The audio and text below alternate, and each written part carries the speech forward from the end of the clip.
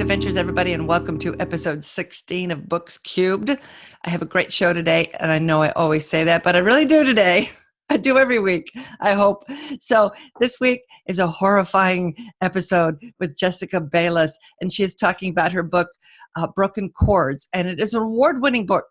And so you need to keep listening, and she is going to read a chapter, and I think you'll get hooked. And I'll have, in the show notes, I'll have links to her book, and we talk about a lot of fun stuff, including zombies and zombie dogs, so and old VHS tapes. So stick around for that. Real quick, first, I'm going to mention that people are telling me they're having a hard time leaving comments and for the podcast. For YouTube, you just scroll down to the bottom of the page and leave a comment.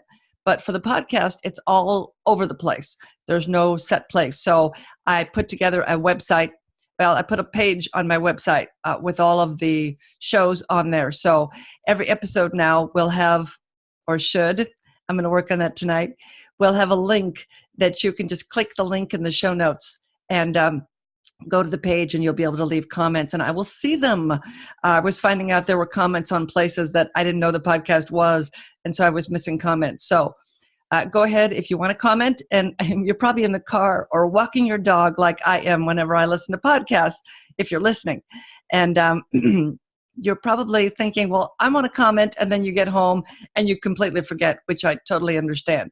But if you do remember what you wanted to say, go ahead and go down to the show notes and click on that link, and it will take you to the page, and I will see your comments.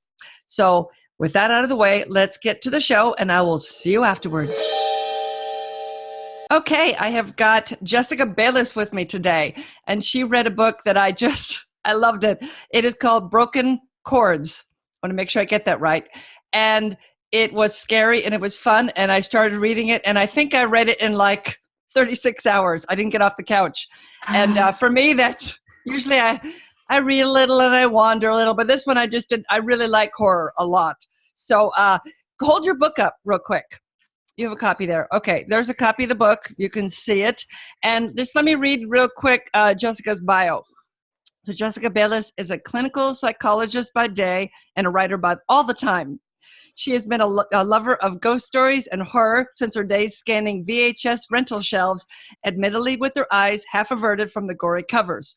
She also loves to eat, cook, and exercise, in that order, and is a firm believer that coffee makes the world a better place. She's a senior editor for Allegory magazine, and you can look for her upcoming release, 10 After Closing, which is out now, right? That's right. It came out actually in September. Oh, fantastic, fantastic. So, tell everybody just a little bit about what the book is about. Okay. So Broken Chords is a book about a girl named Lenny who goes to music festivals with her family throughout the year. And this is because her father actually makes stringed instruments, and she's a fiddle player. So the book takes place at Gypsy Cobb, which is her favorite festival out of all of them. And it's the one that all of her friends always attend. And so she's very excited about the first big bonfire of the year. And when she gets there, one of her friends shows everybody this book that she found on astral projection, which is this sort of like metaphysical technique where you can learn how to project your soul out of your body, and it's supposed to be able to walk on the astral plane.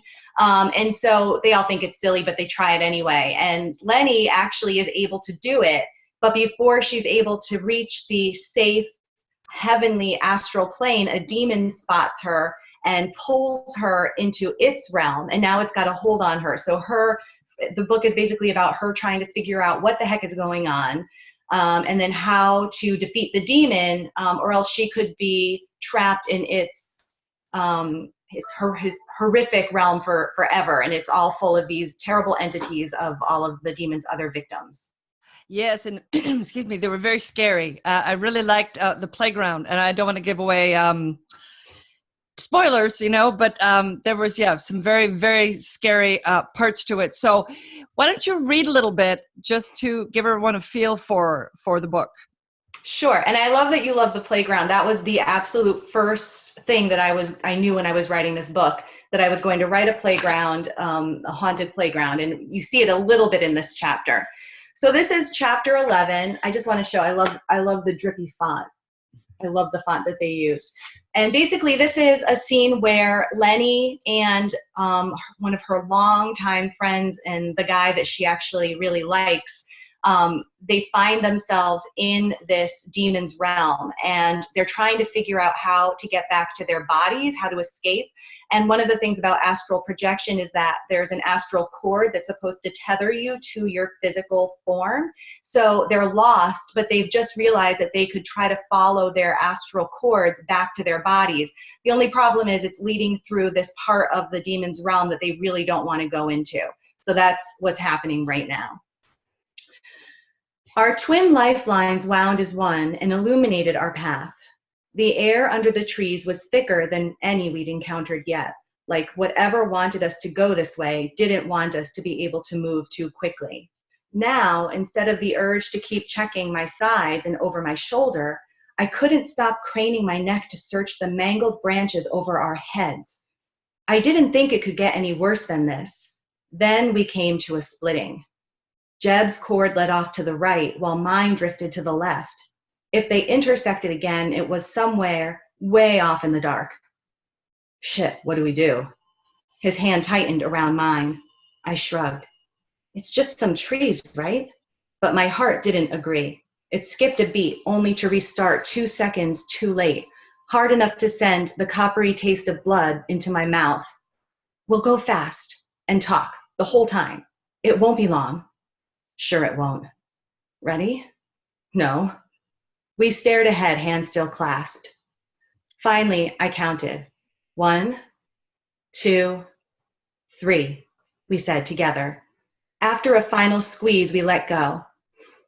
Darkness swallowed him up almost immediately, and I froze. Jeb! Jeb! I'm here, he called. Keep going. Crunching leaves revealed his progress. I got moving, keeping the sound of his feet in the brush always directly at my side, never up ahead, never behind. We kept going, signaling back and forth, until finally our cords met again, sharing one path for as far as the eye could see. Jeb sprinted from the dark, and I threw my arms around him. Okay, okay, okay, I chanted. We did it. We can do this. He held my head between his hands and rested his brow against mine. It can't be far now. I nodded, even though he was only saying that. Our camps might lay just beyond the next clump of darkness, or they might be an eternity away. But I went along with it because we needed to believe. Ready? A clogged gurgle filled the air, and we turned toward frenzied rustling coming from the darkness we crossed a moment ago. It's coming. Jeb's face glowed white in the light of our astral cords. What's coming? But I knew. The demonic creature oozed out from between 2 warty tree trunks. It half crawled, half slithered on its belly, pulled along by creaky roots which sprang out of the ground to help it along, or maybe they emanated from the creature's own body. It didn't matter. Its uncoordinated mode of locomotion served it well. It raced toward us in jerky increments, with each separate part of its body advancing on its own schedule, like it was boneless. A back foot shot forward to dig into the earth 2 feet in front of its head, which dragged behind, only to snake under an arm that jutted out at an impossible angle. Nothing should be able to move like that, but it kept coming anyway. Its bottom jaw hung slackly and scooped up spongy earth with every inch. The dirt clung to the thing's long spiked teeth and lodged in its throat, turning the cries it repeated into that choked, gurgling squeal. Run, Lenny, now! We thundered ahead, fuck hidden dangers in our path. Nothing could be worse than what crawled behind us. Then new sounds came from the air overhead, sharp, high chirps, almost clicks in their abruptness, yet punctuated by long, warbling cries that promised some new horror. I ran in a full-out sprint, but the creature somehow closed the distance, claws scrabbling and roots churning the dirt in its path, way faster than was possible. But then again, anything was possible in this place. Oh no, Jeb shouted. Everything swam around me like something sucked all the air out of my head, and the ground tilted under my feet. Our lifelines split paths again, in complete opposite directions. Up ahead, not 10 yards away, mine made a hard right through a thick stand of evergreens, while Jeb's ran on for another few feet before cutting a path to our left. What do we do? I panted. Coming with you. No, you'll be trapped. We had another 20 feet before we'd need to decide. Then 15 feet. Then 10. Lenny, duck. Jeb threw an arm around me and pulled us to the ground as the click chirping things closed in. One had barely missed my head. More swarmed around the creature which still clawed its grisly path. What are they? I shook my head. Let's go. We took off again as these smaller monsters, like gnarled deep-sea fish slicing through the sludgy air, homed in on us with glazed, hard-boiled eyes. Their gulping mouths were full of impossibly long teeth which sprouted from their jaws at odd angles, teeth that click-scraped together in a high-pitched squeal that jagged deep inside my gums like nails on a blackboard. One shot out in front of the pack and seized my astral cord between those ruthless teeth. It chomped down and electric pain jolted through my body. My heart stopped, and I skidded, paralyzed with a zapping pain. Lenny! This was it. I was going to die, right here in this place that was supposedly safe and normal, killed by something that wasn't supposed to be able to hurt me. The thing feeding on my cord chomped again, and I nearly collapsed as it consumed another piece of my soul's anchor. Lenny, keep moving. The next feeder burst through the pack and attacked Jeb's lifeline. He bellowed in pain and went down on his knees while I still struggled to suck in a breath. I tried telling myself I didn't need to breathe, that I was breathing back in my tent, but it didn't turn down the burn in my chest. Before I knew what was happening, he was at my side, grasping my face in his hands. When he pressed his lips to my forehead, my heart kicked on, and I gasped so hard my whole form trembled. I lay my hands over his. I'd nearly forgotten what warmth felt like. Run, he said, and don't look back. He shoved me and took off along the path marked for him by the glowing strand of his own soul. And I ran, even though the feeder was still latched onto my cord. Others swooped down like gulls at low tide. I twitched and whimpered and retched every time one took another bite from my lifeline. Gurgling groans announced the presence of the crawling creature, which still tailed me. Not Jeb, just me. I burst through the trees onto the playground where the grotesque children blurred as they played, singing their taunting song. Oh, the dreadful wind and rain. We told you so. We told you so. We told you so. But I raced by them in their rotting stench. Out here, I could follow the familiar landmarks of the real world, of Gypsy Cobb. My tent waited up ahead, only a few sights away, an agonizing distance, but I made it. I launched myself through the vinyl wall, not even stopping to open the flap. Not that I had to. My body lay just as I left it, still, lifeless, pale as death. Outside, the creature's pursuit grew louder. Then with a screech that shot needle pain through my eyeballs, a feeder tore through my tent. I threw my spectral form at my body. Air raked its way into my lungs as I jerked up and blinked at the dark. The world slept, still and silent. No wavering. No clanging screeches or sing-song children's rhymes. I was back. My phone cast cold light within my tent. Nearly 4 a.m. I'd been out there for over an hour. I shook my head as the grim knowledge tried to seep into my brain. I'd projected, and somehow Jeb had too. Woo! That's very good. I kept myself from turning to look behind me. And I'm glad my husband isn't home because he might have snuck in to creep up behind me. Oh no. So, yeah, that is if you're listening, which you are if you're listening, it's very scary. It's just a fun book. People love to be scared, and you work as a psychologist, so you understand the human mind. Do you think that gives you an extra insight into being a horror writer? I don't know if it actually is limited to just horror, but I do think that it gives me a little bit of an extra insight. I feel like what our psychologists, we're trained to understand how people in situations experience thoughts and emotions, and then how all of that leads to whatever their behavior ends up being, what they do in response to that. And so what are books? Books are situations with characters who are having emotions and thoughts and then doing stuff in response. So I feel like my training in thinking about how all of those things work together, as well as motivation, really helps me to think through my characters and my plots. I realize my phone is pinging. I'm going to turn that off. When it comes to horror, in some regard, I think it does help. I mean, because I think all books, when it comes to really grabbing the reader and creating emotion, it's more about like very small things, very intimate, psychologically personal things. It's not about talking about how like, and I know I have it in this book, but it's not necessarily about, oh, my heart raced. It's more about like these small things that really generate that emotion. And so maybe as a psychologist, being able to think about like these really small, intimate moments, that might also help. And I definitely think it can really help with horror, because if you want to create those little small moments, I think everyday things can be the scariest, actually. Yeah. And just the way you wrote it, it really pulls the reader in. Especially the playground scenes when she first goes into the playground. She goes into the playground scenes more later on. It's very scary. It's very scary. So now, do you write anything? I looked at some of your books, and I'm terrible, as everybody knows, I'm terrible with titles.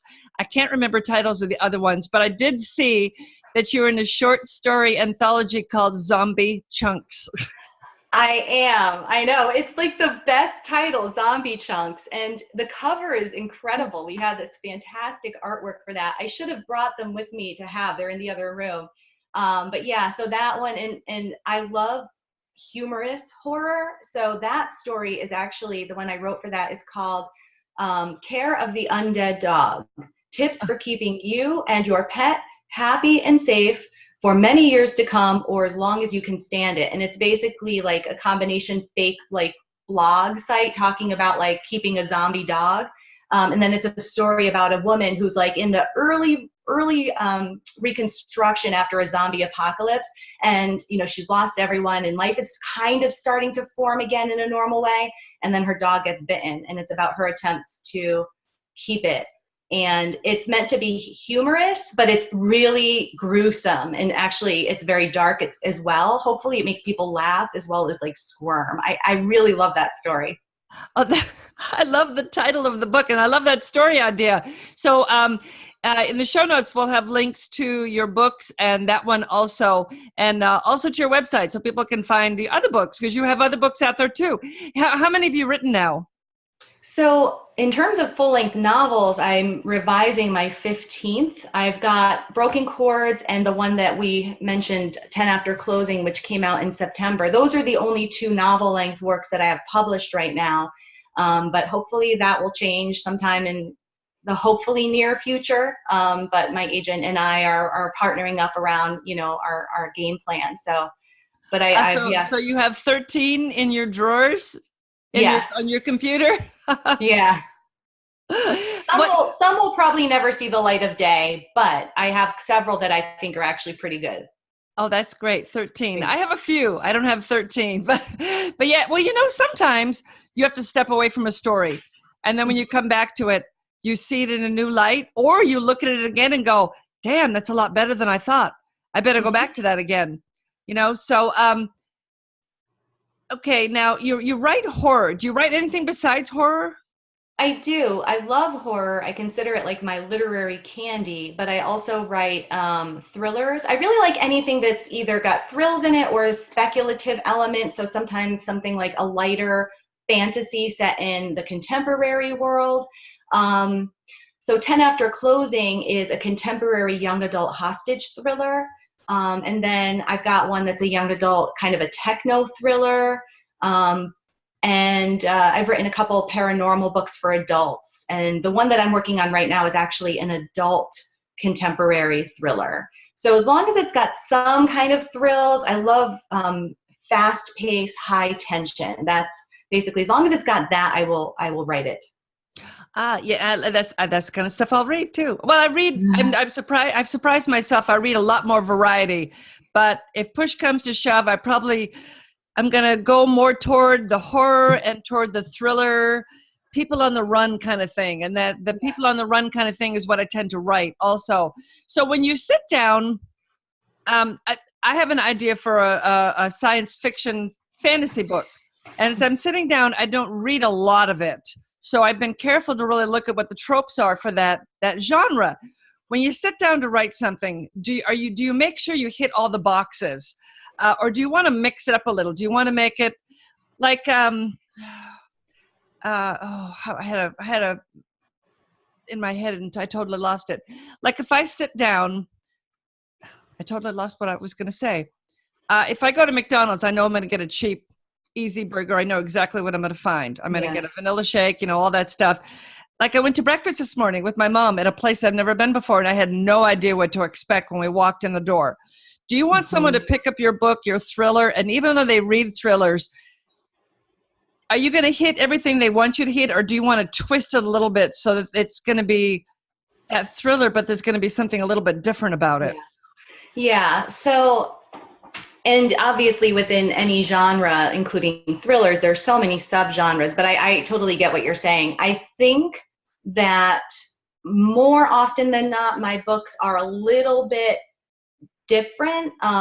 So like, for example, you can pick up almost any detective thriller and you'll know exactly what kind of feel you're going to get from that book. You can pick up a lot of different kinds of romances and you can pretty much say, like, the kind of ride that book will take you on. I think that I kind of mash up stuff a little bit. So, I have a young adult horror novel that's actually a comedic young adult horror novel. So like, I'll do that kind of thing.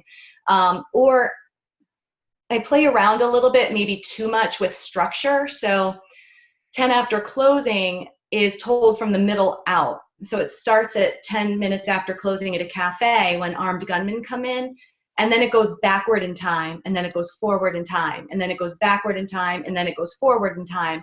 And I've got a couple other books that I've written that have some interesting structural elements. So, and because it could be very hard to try to replicate the flavor of something. And some authors seem to really have that formula and they do it very well.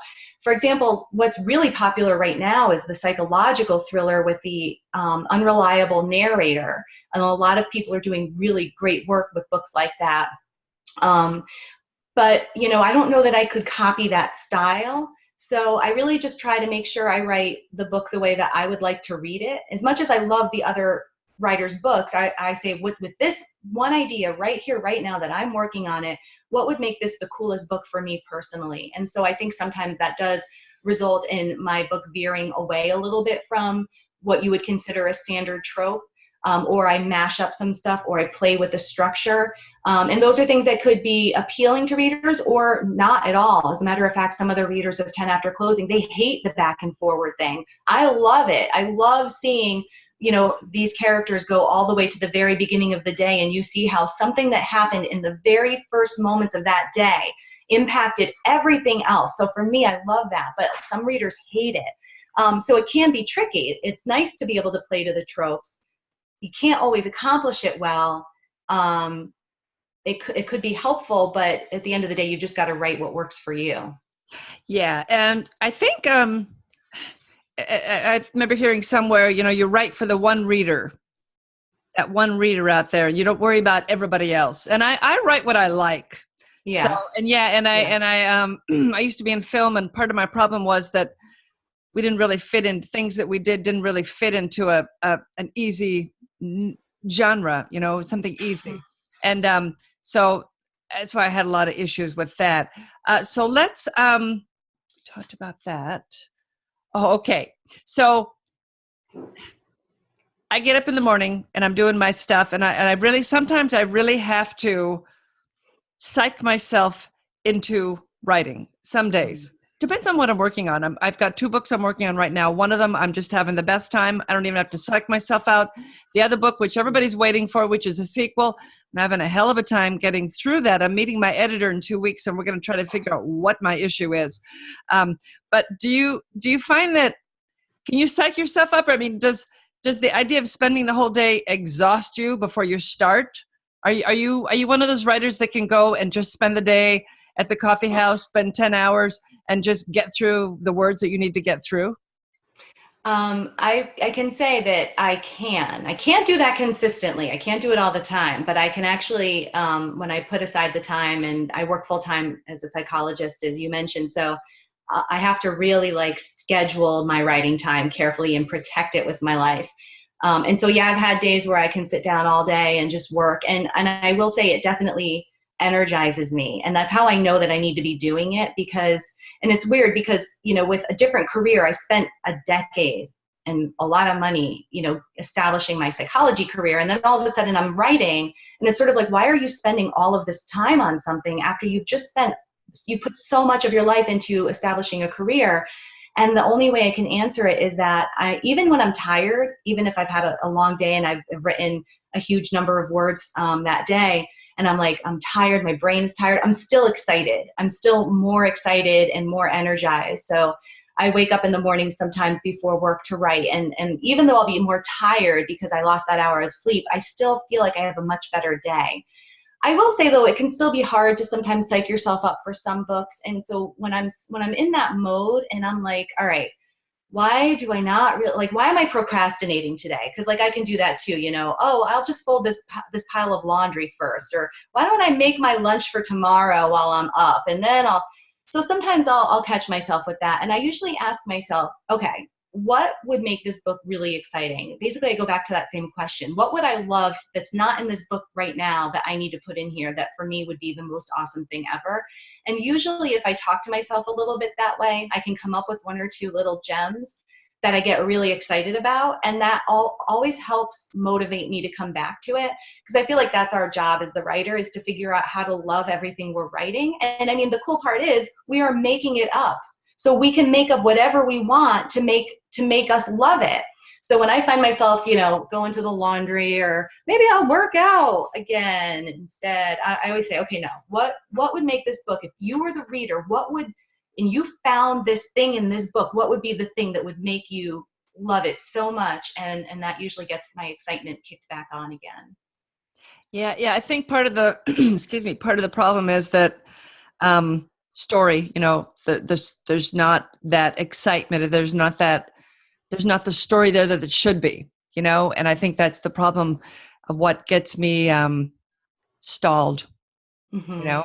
And but when I see my editor in 2 weeks, Lisa, if you're listening, she's going to kick my ass and get me. And I think that, you know, I had such a nice response to the first book. I guess I'm partially worried it won't be as exciting. The first book is 48 hours straight through, and it's doesn't really stop. And the second one has just been a little slower, and that's my worry, is that my audience who like that craziness won't be happy with the smaller one. And then the other book is different. So, you know, I've got an entire first draft of that one, with like the first third is done with an entire first draft. I'm like, I'm so much farther on that one, but I don't want to start a new series, you know? Yeah. So. And it can be like that when you've already had something, you know, out in the world in readers' hands. I know the first time I ever worked with an editor and had done some back and forth with her, and then I was trying to go to write something new, I kept hearing her comments in my head. I kept hearing the kinds of feedback she was likely to give me as I was putting down this word or putting down that phrase. And then again, I signed with my agent, and I kind of started to have the same thing. And then you get a book out in the world and readers have it. And it's so easy to let this fake other person in your head. And that is something I do have to work on. You know, if I catch myself feeling like stilted when I'm trying to write, if like I don't get into my zone where the words are just kind of coming out, that place where you don't really know what the heck you've even just written, but you're just going.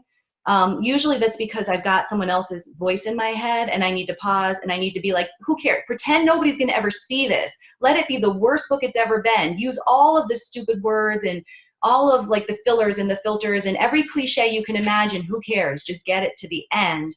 And then usually I can jog myself out of that. But I do think that there's something that can change once you've put your work out there, that we need to develop a process for not letting that change our work or how we love our books. Yeah. I'm sure there's fear in there too. I don't know why. Absolutely. Because it's crazy. Okay. So And it is fear because the voice in the head is never, oh, that's so great. It's always, oh, that's bad. That's so, of course, Yes, that's absolutely. horrible. That's terrible. Nobody's ever going to want to read Right. that. And then, Cliche.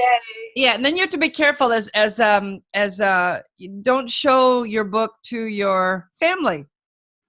You know, that there's like family and friends are not the ones you're selling the book to. You know, there may not be your people, and they may not like what you've written.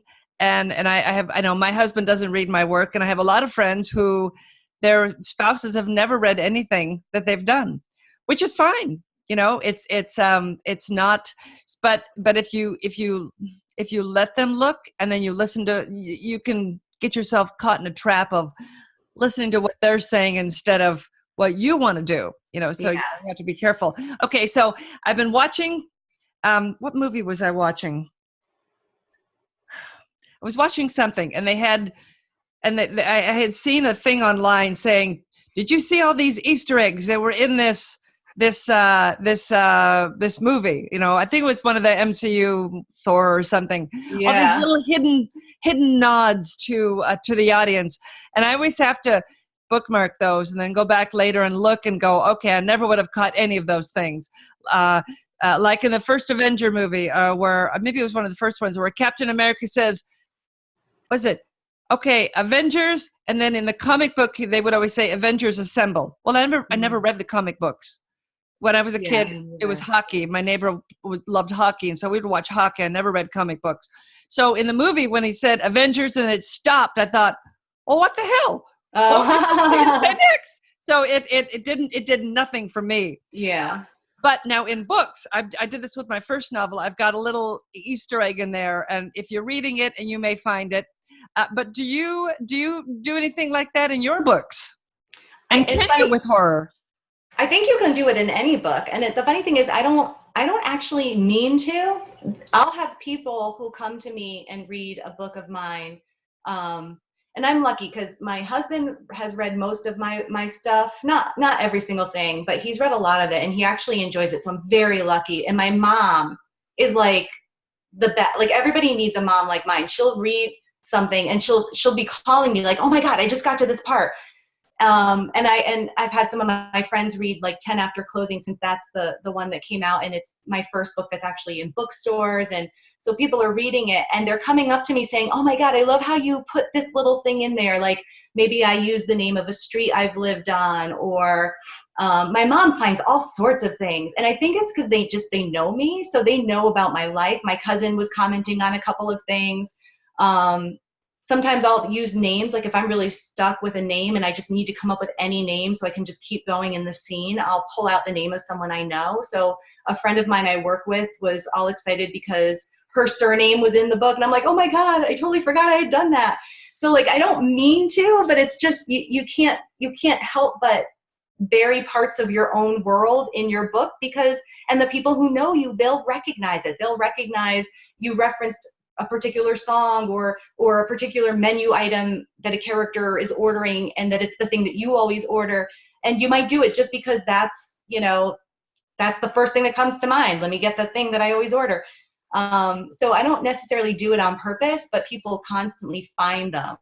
And I think that's a byproduct of them just knowing me and then finding all these little things in there.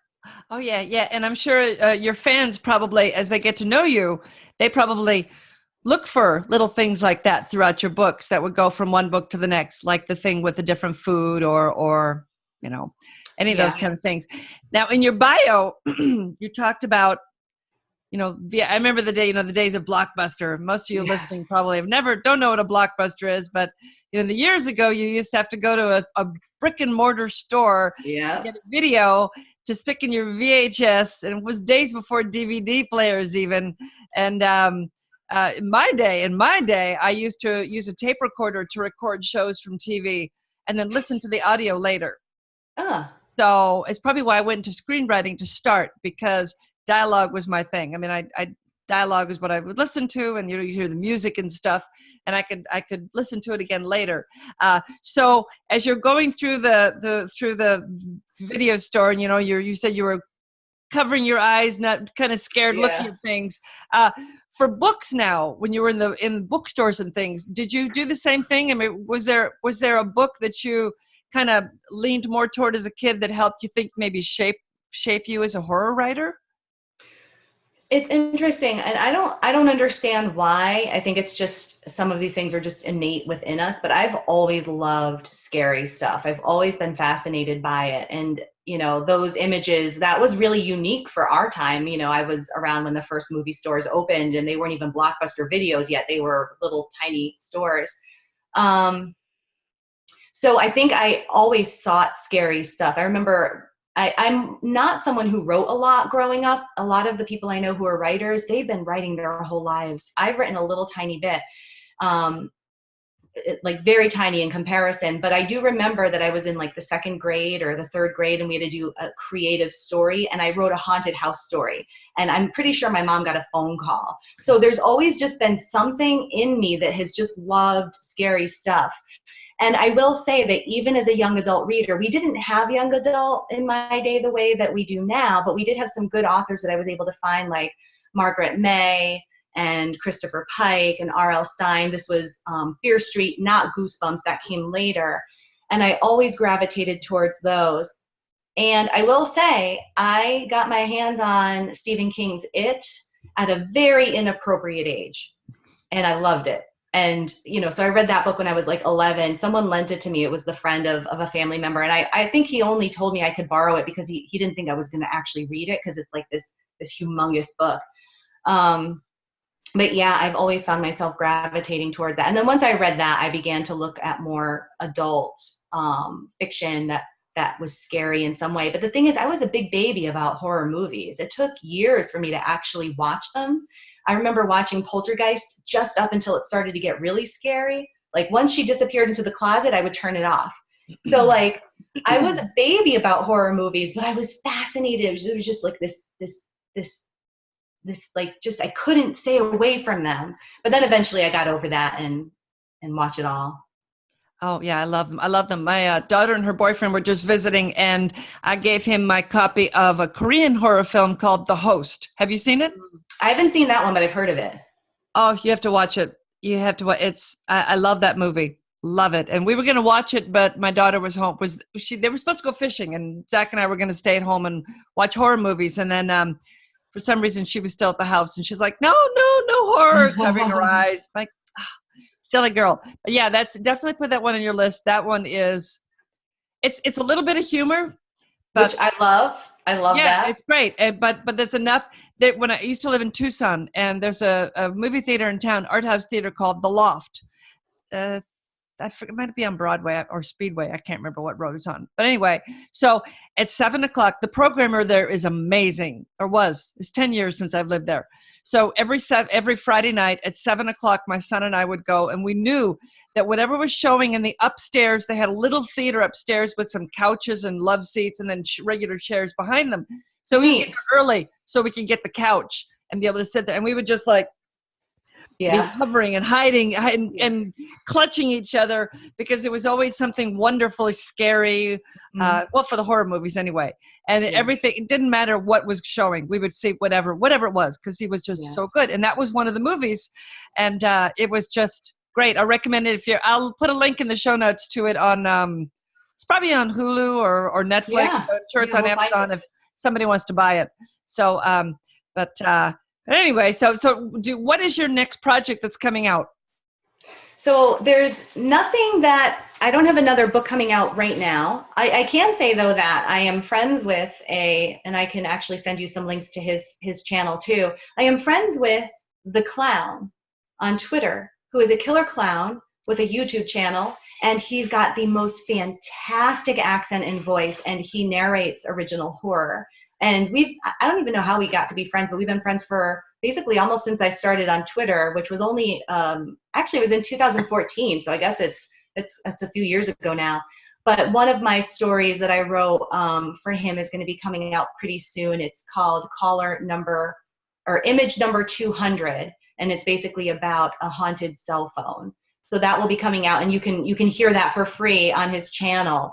The book that I'm working on right now, that's the adult thriller, as I mentioned, it's It's a very action suspense thriller that involves the dark web. And unlike you, I like to write books where the timeline is very tight. So many of my books take place over a handful of hours, a handful of days. So it's one of those. It's like a 3-day book with like this escalating menace that's plaguing and stalking this guy. It's part of this internet game that's happening on the dark web. An exclusive, really you have to pay a lot of money to get in on it, and he doesn't realize that he's right in the middle of it as the victim. So that's what I'm writing right now. Oh, nice. When do you think that one will be out? Is that a full-length book? It's a full-length novel. So I'm revising it currently, and who knows? I mean, if let's say like an editor decided today, which they couldn't because it's not ready, but let's say they decided today that they wanted that book, it could still be 2 years before it comes out. As you know, the publishing world is a very slow machine. So I have no clue when my next novel will be coming out. Unfortunately, I have nothing on the horizon novel-wise, but I'm excited to hear some of my short stories read by the clown. And it's really weird when I say like, oh, honey, I got an email from the clown, and he really likes that story I sent him. He's going to narrate. It's like the clown. So is he going to narrate the story on his site? Yep, on his YouTube channel. Yeah. Oh, that's fantastic. So, give me some kind of a link that I'll put in the show notes so that people can keep track and find out when. Do you have a newsletter? I do. Okay, so we'll put a link to your newsletter in the show notes so that people, when they want to hear that, then they can join your newsletter and then they can find out from you. And as soon as it's up, I can let you know as well. Oh, fantastic. Then I can update the show notes. So who knows when people will be listening. So I'll email you and I'll say, hey, guess what? The clown got in touch with me, because that's the only name I got. He's just the clown. I don't even know. Am I supposed to say like, dear the clown or hi clown? Like, I don't even know how to address him, but I'll be like, the clown emailed. It's up. Oh, that's great. That's great. Well, when your next book is out, let me know. I'll have you back and we can talk about it, because I'm sure it'll be wonderful. And you might really enjoy 10 After Closing, given that it's like a hostage story with that tight timeline. So that might be right up your alley. Oh, it might be. Yeah, I'll put it on my list. Yeah. I will absolutely stay in touch. Yeah. Yes, most definitely. Most definitely. Thank you so much for coming on today. And we'll have all the stuff in the show notes and the links. And hold up your book one more time for people that are watching on YouTube. It is called Broken Chords by Jessica Bayliss. It is a lot of fun. It is very scary. And if you're a musician, especially a fiddle player, you might really enjoy it, because there is some fiddling playing in there. So there it is. And what is the tagline again? They rip, they tear, they feed. Is that it? Did I read it right? They rip, they tear, they feed, and you never come back again. Oh, yeah. It's good. It gives me chills. It's very good. I highly recommend it. It's a short story. Well, it's a short novella. It's like 120 pages? It's 220. 220. I'm sorry. It's 220 pages. So won't take you that long to read, and you'll thoroughly enjoy it, and you won't want to stop. So thank you, Jessica. And hang on just for a second. And bye to everybody out there. And I'll be back in just a second. Thanks, Jessica. Don't forget to subscribe to her newsletter so you can hear the clown read her horror story. Next week, I've got romance writer Kate Squires talking about her book, On the Edge of Regret. It is very good. Don't miss next week's show. And in the meantime, go read a good book.